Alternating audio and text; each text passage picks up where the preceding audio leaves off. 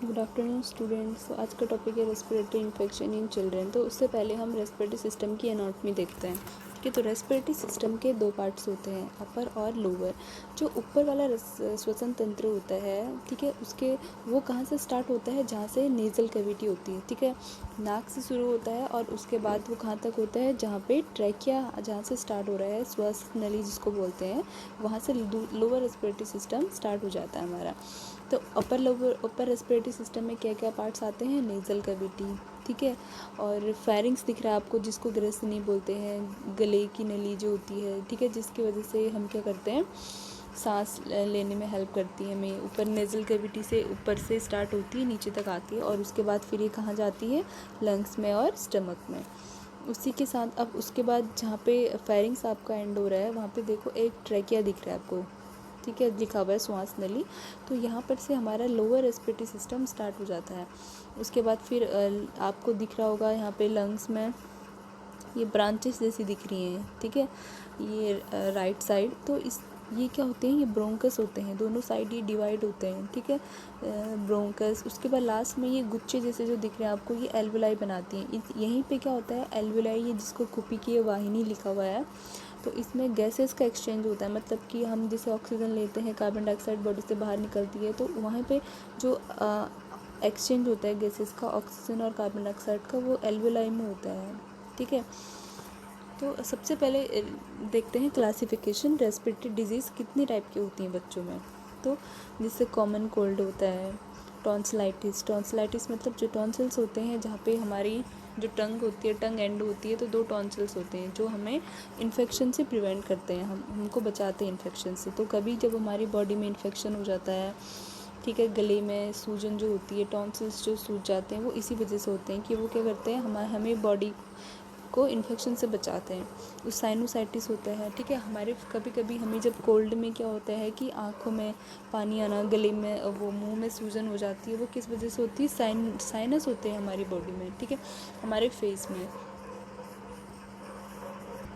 ठीक है। ये देखो जैसे यहाँ पे दिख रहा है इस फिगर में, बच्चे के फेस में देखो, माथे में दिख जो रेड रेड कलर से दिखाया है, माथे में है, गले गाल में है, ये साइनस होते हैं, इनको साइनस बोलते हैं। इनका काम क्या होता है, ये जैसे फेस में और जगह जगह पे जो 3-4 टाइप के होते हैं, ये क्या करते हैं, ठीक है।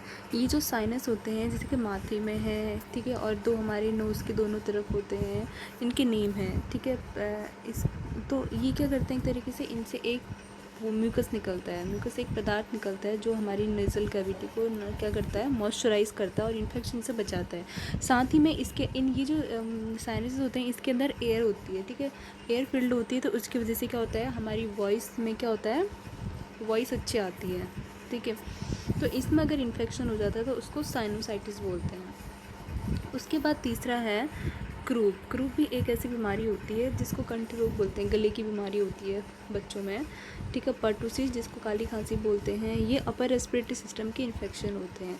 उसके बाद लोअर रेस्पिरेटरी इन्फेक्शन जो आते हैं, उसमें होता है एपिग्लोटिस, ठीक है। एपिग्लोटिस जो जहाँ पे टॉन्सिल्स होते हैं, टॉन्सिल्स के बाद फिर एपिग्लोटिस होता है, ठीक है, गले का द्वार जिसको बोलते हो। लैरिंजाइटिस, लैरिंग्स जैसे मैंने आपको बताया, फेरिंग्स और लैरिंग्स क्या करते हैं, सांस की नली होती है, ठीक है। ट्रैकिया जहाँ पे इससे शुरू होता है, ट्रैकिया से पहले ये देखो यहाँ पे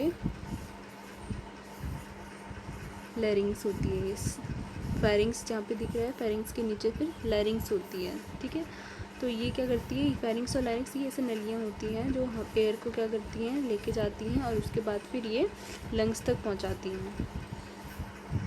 फिर होता है निमोनिया सबको पता है, अस्थमा जिसको दमे की बीमारी बोलते हैं, और ट्यूबरकुलोसिस, क्षय रोग। तो ये कॉमन रेस्पिरेटरी इन्फेक्शंस होते हैं बच्चों में।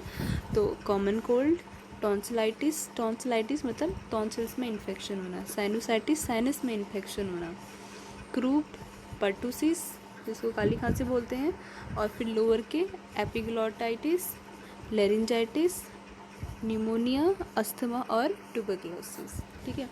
तो सबसे पहले देखते हैं कॉमन कोल्ड। तो कॉमन कोल्ड सबको पता है कि जिसको आमतौर पर हम जुकाम बोलते हैं। तो ये मेनली बच्चों में जो स्टार्टिंग के फर्स्ट 2 ईयर में बहुत ज़्यादा होता है। ये सर किस वजह से होते हैं, वायरल डिजीज़ होती है, वायरस की वजह से होती हैं, ठीक है, वायरल फीवर होता है बच्चों में। तो इसके सिम्टम्स सबको पता है, नेज़ल नाक लगातार उसे नाक बहना जिसको बोलते हैं, फीवर होता है बच्चों में, गले में दर्द, कफ बनता है, इसके सिम्टम हैं। तो इसके लिए बच्चों को क्या देते हैं, फ़ीवर के लिए, बुखार के लिए एंटीपायरेटिक्स देते हैं, ठीक है। एसिटामिनोफेन एक दवाई आती है जो बच्चों में यूजली यूज़ करते हैं, ये टाइलिनॉल जो लिखा हुआ है, इसका सिरप भी आता है, बच्चों को मेनली सिरप दिया जाता है। और एंटीहिस्टामिन्स देते हैं, एंटीहिस्टामिन मतलब जो एलर्जी से बचाते हैं बच्चों को, ठीक है, और बेड रेस्ट की होता है। तो उसके बाद सेकेंड कोल्ड के सिम्टम ये cough, headache, heat, cold, sore throat, गले में दर्द, ये था। उसके बाद हम दूसरा देखते हैं फेरिंजाइटिस। मैंने आपको बताया फेरिंग्स क्या होता है, जहाँ पे आपकी टंग ख़त्म हो रही है उसके बाद नली होती है, फेरिंग्स इसको, ठीक है, श्वास की नली जिसको बोलते हैं। तो ये देखो टॉन्सिल्स भी आपको दिख रहे हैं, टंग के दोनों तरफ में दिख रहे हैं गुच्छे जैसे दो। उसके बाद फेरिंग्स है, तो फेरिंजाइटिस में क्या होता है, इन्फेक्शन हो जाता है फेरिंग्स में, श्वास की नली में। तो इसकी वजह से वही वायरल डिजीज़ होती हैं, ठीक है, वायरस की वजह से होती हैं। जैसे ये वायरस इसके नेम होते हैं, एडिनो वायरस बोलते हैं, इन्फ्लुएंजा वायरस बोलते हैं, एपिस्टीन बार वायरस बोलते हैं, ठीक है। तो ऐसी कंडीशन में क्या हो जाता है, यहाँ पे फीवर होगा, बच्चे को कफ होगा, ठीक है। ये दिख रही है आपको वाइट कलर की कोटिंग, इसका मतलब क्या हो जाता है, ये इन्फेक्शन हो गया, ठीक है, बैक्टीरियल इन्फेक्शन हो गया वहाँ पे, ठीक है। ये तो ऐसे कंडीशन में आवाज़ में भारीपन हो जाता है, बच्चा वो नीले किसी चीज़ को निगल नहीं पाता है, और रेडनेस हो जाती है। तो ऐसे कंडीशन में क्या करते हैं, अब ये बैक्टीरियल वायरल था, बैक्टीरियल इन्फेक्शन हो गया वहाँ पे। तो बैक्टीरियल इन्फेक्शन के लिए क्या करते हैं, मेनली बच्चों को एंटीबायोटिक दी जाती है, डॉक्टर्स एंटीबायोटिक्स प्रिस्क्राइब करते हैं, ठीक है। इसके बाद क्रूप मीन्स जहाँ पे मैंने बोला आपको वोकल कॉर्ड होती है हमारी, जिसकी वजह से आवाज़ निकलती है, ठीक है। लैरिंग्स के साथ साथ वोकल कॉर्ड्स होती है यहाँ पे, ये दिख रही है जो आपको वाइट कलर की दो। तो स्वेलिंग हो जाती है इनमें, वोकल कॉर्ड्स में, जिसकी वजह से आवाज़ निकलती है, और इसके आसपास दोनों तरफ में। तो इस रेयर बहुत कंडीशन होती है, मेनली इन्फेक्शन की वजह से ही होती है।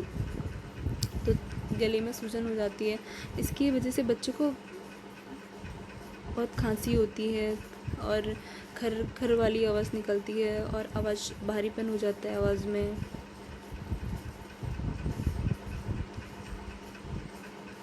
तो इसके ऐसे कंडीशंस को भी ट्रीट करने के लिए क्या करते हैं, बच्चे को एंटीबायोटिक्स दिए जाते हैं, ठीक है, और बेड रेस्ट दिया जाता है। अगर ब्रीदिंग में प्रॉब्लम हो रही थी ऑक्सीजन दी जाती है। फिर देखते हैं हम साइनोसाइटिस मतलब साइनस में इन्फेक्शन हो जा रहा है, देखो। तो इसकी वजह से भी क्या होता है, फेशियल पेन होता है, फेस में पेन होता है, और हेडेक होता है, इरिटेबिलिटी हो जाती है बच्चे को।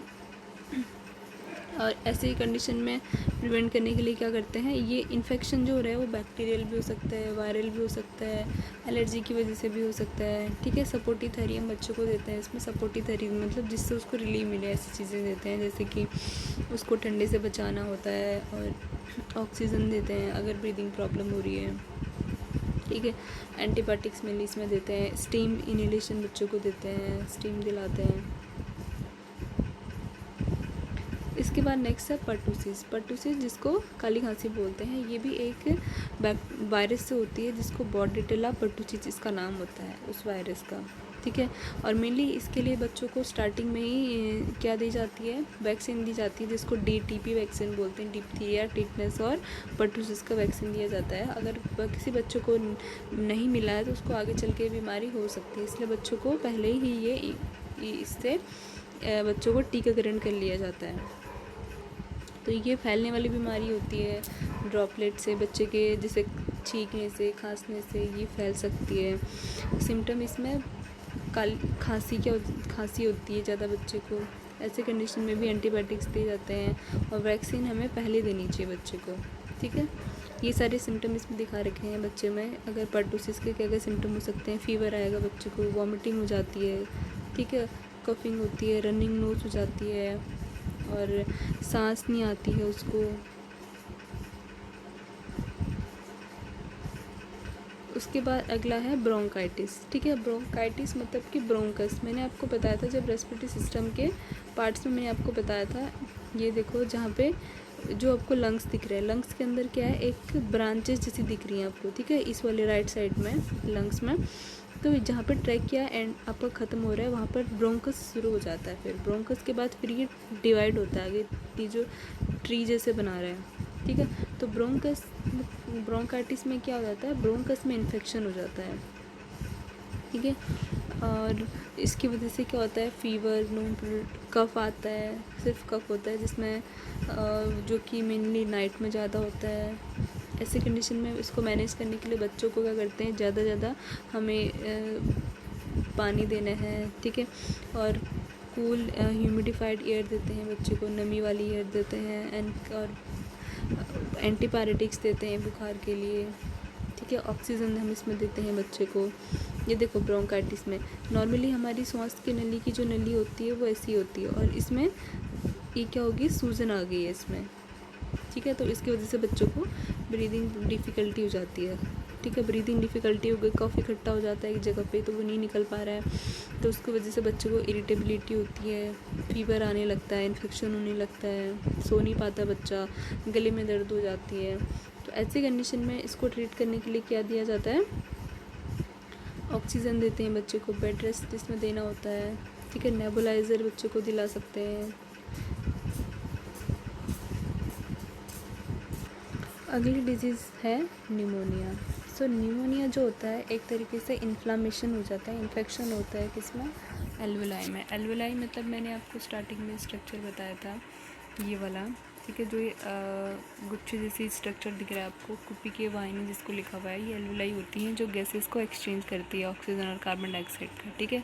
यहीं पे एक्सचेंज होता है कि CO2 बाहर निकलती है और O2 अंदर जाती है, ठीक है, ब्लड में, ऑक्सीजन ब्लड में जाती है। तो न्यूमोनिया में क्या हो जाता है कि इसमें ही इन्फेक्शन हो जाता है, ये क्या बोलते हैं, एल्वेलाई में। तो इसके बहुत टाइप्स होते हैं, ठीक है, 3 टाइप्स होते हैं। वैली वायरस की वजह से भी हो सकता है, बैक्टीरिया की वजह से भी हो सकता है ये, और एस्पिरेशन मतलब कि अगर हम क्या कर रहे हैं, बाहर से जो उसको इन्फेक्शन मिल रहा है बच्चे को, ठीक है, अगर हम उसको क्या कर रहे हैं, उसकी जो हम ऑक्सीजन उसको दे रहे हैं जिससे मास्क को उसको हम क्लीन नहीं करेंगे, ठीक है, या फिर जो उससे बोतल फीडिंग जो कर रहा है बेबी, अगर वो क्लीन नहीं है, ठीक है, तो हम जो इन्फेक्शन दे रहे हैं उसको एस्पिरेशन निमोनिया। तो इसमें बच्चे को क्या सिम्टम्स आते हैं, तो अगर एल्वेलाई में इन्फेक्शन हो जाएगा जो गैसेस को एक्सचेंज करती हैं, तो उसकी वजह से क्या होगा, बच्चों को ब्रीदिंग प्रॉब्लम हो जाएगी, ब्रीदिंग नहीं आएगी, सांस नहीं आएगी, फीडिंग अच्छे से नहीं करेगा, चेस्ट में पेन होगा, और नीला पड़ जाता है बच्चा जिसको साइनोसिस बोलते हैं, सांस की जो गति होती है उसकी वो बढ़ जाती है, ठीक है। ऐसे कंडीशन में क्या करते हैं, बच्चे को ऑक्सीजन देते हैं, ठीक है। और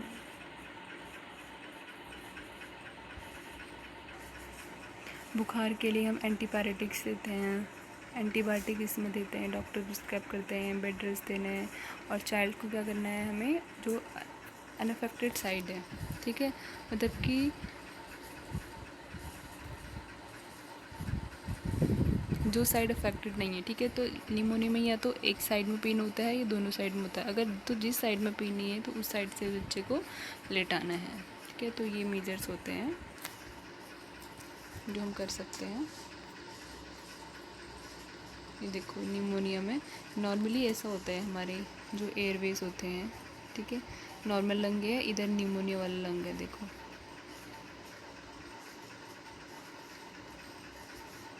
अब सेकंड डिजीज़ है हमारी अस्थमा, जिसको दमे की बीमारी भी बोलते हैं। तो ये मेनली एलर्जी की वजह से होती है बच्चों को, या तो एलर्जी होते हैं जिसे बाल के धूल मिट्टी के कणों से होती है, या फिर उसको किसी को हेरिडिटरी भी होती है, ठीक है। तो इसमें क्या होता है, हमारे जो एयरवेज होते हैं, एयरवेज मतलब कि जो जिसकी वजह से एयर क्या हो रही है, लंग्स में जा रही है, तो ये नॉर्मली ऐसे होते हैं। इसमें अस्थमा में क्या हो गया, देखो ये सूजन आ गई है इनमें, ठीक है, स्वेलिंग होगी।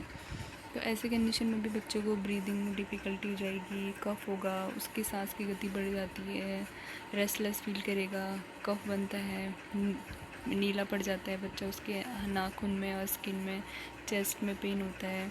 तो ऐसी कंडीशन में ये जो हमारी नलियाँ होती हैं बच्चे की सांस की, वो सिकुड़ गई हैं, तो उनको खोलने के लिए हम क्या करते हैं, नेबुलाइजर्स देते हैं, इनहेलर देते हैं बच्चे को। बच्चा यहाँ पे इनहेलर ले सकता है, ठीक है। और फैमिली को हमें साथ में क्या हैं कि कैसे अस्थमा के सिम्टम्स को आप दूर कर सकते हैं, ठीक है। एलर्जी से बच्चों को बचाना है, और अगर जिससे हम एक बार आपने नेबुलाइज़र दे दी है बच्चों को, तो उसके बाद उसको क्लीन करना है। पेरेंट्स को भी साथ में हमें टीच करना है नेबुलाइजेशन के लिए, और बच्चे को किसी भी तरीके के रेस्पिरेटरी इन्फेक्शन से बचाना है। इसके बाद लास्ट एक डिजीज़ है ट्यूबरकुलोसिस। ट्यूबरकुलोसिस बैक्टीरिया की वजह से होती है। इसका बैक्टीरिया होता है माइकोबैक्टीरियम ट्यूबरकुलोसिस। तो मेनली ये अगर कोई इन्फेक्टेड पर्सन है, ठीक है, जिसको टीबी है, उसके छींकने खांसने से वो ये क्या होती है, फैल जाती है। तो ट्यूबरकुलोसिस में ये बैक्टीरिया करता है हमारे लंग्स के अंदर इन्फेक्शन कॉज कर देता है, ठीक है। तो फीवर होता है, इसमें कफ होता है, बच्चे का वेट लॉस हो जाता है, उसको भूख नहीं लगती है। तो इसके लिए मेनली बच्चों में भी हम क्या करते हैं, जो टीबी की एक थेरेपी होती है, एंटी ट्यूबरकुल थेरेपी होती है, बच्चों में टीबी के लिए देते हैं। वो दवाई इसमें आइसोनियाज़िड होती है, राइफाम्पिन होती है, पायरोजिनामाइड। इसका एक कोर्स होता है बच्चों को जो 2 महीने के लिए देना होता है,